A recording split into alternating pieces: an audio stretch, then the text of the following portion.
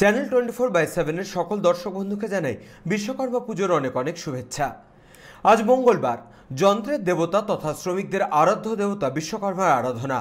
গতকাল সোমবার সন্ধ্যায় মেদিনীপুর শহরের সেন্ট্রাল বাস স্ট্যান্ডে তৃণমূল শ্রমিক সংগঠন আইএনটিটিইউসির উদ্যোগে এবং পশ্চিম মেদিনীপুর জেলা বাস পরিবহন ইউনিয়ন ও মেদিনীপুর বাস স্ট্যান্ড ক্ষুদ্র ব্যবসায়ী কমিটির পরিচালনায় বিশ্বকর্মা পুজোর উদ্বোধন করা হয়। এই পুজোর 27 বছরে পদার্পণ করল।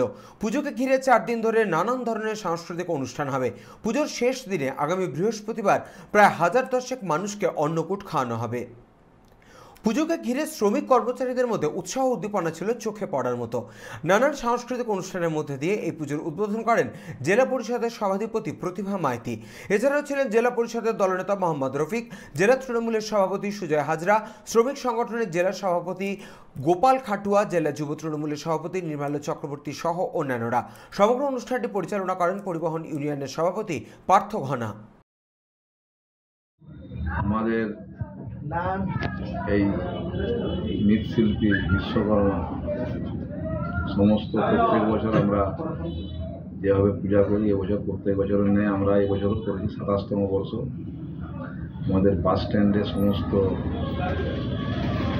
বাস পরিবহন শ্রমিক, টোটো, অটো থেকে আরম্ভ করে এখানে দোকানদার, আমরা সমষ্টিগতভাবে প্রত্যেক বছর আমরা পুজোটা করি এবং প্রচুর মানুষ এখানে আসেন। আজকে তার উদ্বোধন ছিল এই বছরে। তো এই উদ্বোধনে আমাদের সমস্ত নেতৃত্বরা এসেছিলেন জেলা থেকে, সুজয় হাজরা থেকে আরম্ভ করে। উদ্বোধক ছিলেন ঘাটালে বন্যার জন্য উনি আসতে পারেননি, আজকে প্রতিভা মাইতি থেকে আরম্ভ করে দীনেন্দা, নির্মল ঘোষ, নির্মাল্য চক্রবর্তী এবং বিশ্বনাথ পাণ্ডব, সমস্ত নেতৃত্বের মোহাম্মদ রফি সবাই এসেছিলেন প্রোগ্রামে।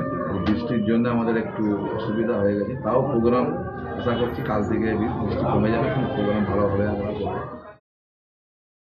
পশ্চিম মেদিনীপুর থেকে সুদীপ নন্দীর রিপোর্ট, চ্যানেল 24/7।